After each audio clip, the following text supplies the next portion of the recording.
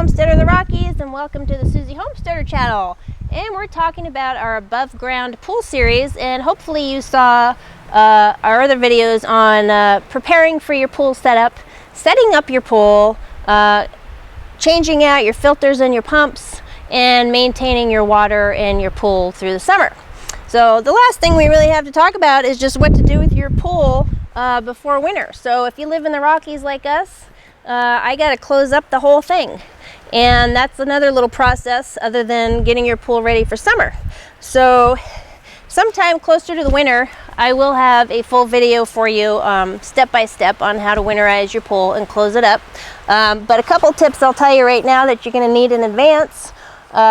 If you go to my shopping link, you're going to want to try and find a winter pool cover, not a solar cover or the cover that comes with the actual pool, because they're just not heavy duty enough. You're going to want to buy a winter pool cover, which is going to be a little heavier material, and you're going to want like some little pillows, like air pillows, to put underneath that to keep that cover from completely sinking. So there's a few other things that you can buy ahead of time to get ready for winter.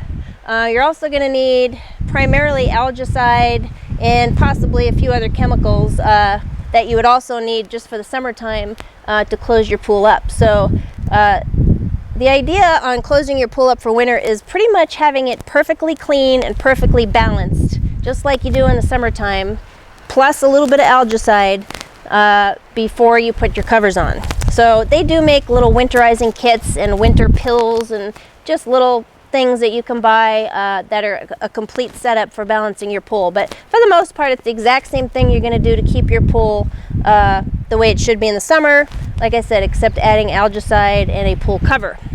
I know for the most part here in the Rockies, a lot of people will maybe just drain their pool like halfway, and I've heard of even a few people throwing in some like half full milk cartons with the lid on, just to give some of that frozen water a place to expand, so basically creating some air pockets.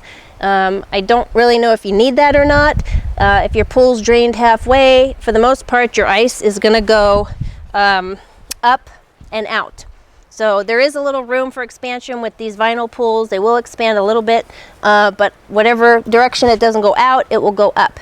So without blowing out the walls of your pool in the winter time, like I said, you could throw in some little air pockets and then drain it to some degree. So it gives a little more, all that ice a little bit more room to move.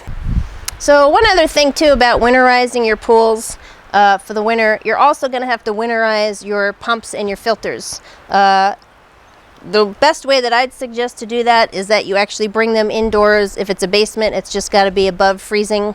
65 degrees is ideal for most of your stuff, but my suggestion is that you just disconnect your hoses from the main part of this pool, maybe right where your plunger valves are, and then of course you're going to drain it all.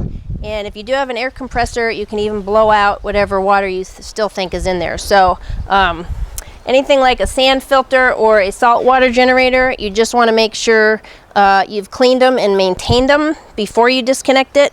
Then disconnect everything from as much of this pool as you can. They do make some plugs that should come with your pool, and if they don't, they're real easy to get. But even with these plunger valves on or off, if you want to disconnect these as well for the winter, or you want to disconnect everything even up to the plunger valve, you can take these little plugs, they're just little plastic black plugs, and stick those in your inlet and your outlet lines for winterizing your pool if you want to disconnect it that far up. So again, there is a pool antifreeze that you can run through all this system if you don't want to take it all off and take it indoors, but I don't know if that's 100%. you know, that you're still not going to have something freeze or crack or break. So my suggestion is bring it all indoors. Go get a wheelbarrow or some kind of a cart with wheels. Disconnect this stuff, put it on there, wheel it into the basement or some other place where it's above freezing. And then you should be good to go, and your investment that you've made will be ready to open your pool in the spring. One thing that I decided to build, which I saw on Pinterest, some guy had a great idea, but he created these little PVC racks, and we'll talk about that in a little more detail later, but it's just a giant U that he built, and I copied it, and it's a great place to hang your pool covers. So as well as a place to hold your solar cover in the summer, it would also be a good place to hold your winter cover before you're getting ready to use it.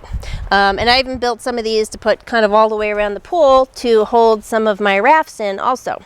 So it's a super easy project, but if you don't have like a pool house or a place to store all this expensive stuff that you're investing in, these racks come in really handy because it's basically just getting everything off the ground and keeping it on the side of the pool. So really all this is a couple of elbows. They sell these 2-inch sticks, or I'm sorry, 2-foot sticks already cut like this at Home Depot. And then you just buy a 90-degree elbow and some caps and some PVC glue, and you glue it all together.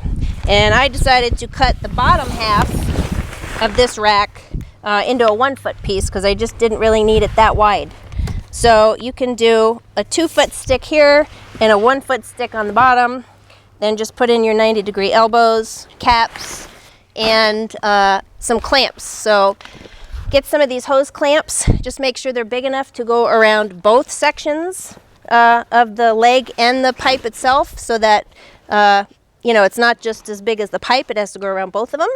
And then you may not want to put it on the bottom. You can or you cannot, but if you feel like this metal is a little bit too rubbing up too much against this vinyl, then don't put any clamps on the bottom part of this rack. Maybe just use a zip tie or something if the pressure of this vinyl is hitting the legs too hard.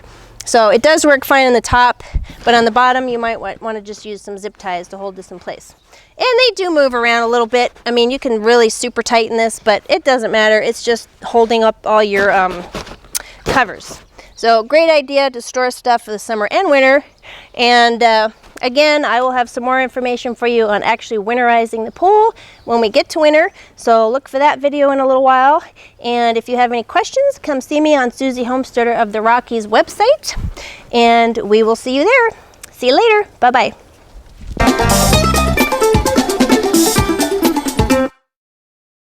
Let's get started. Subscribe to the Susie Homesteader channel, and we'll see you there. Bye-bye.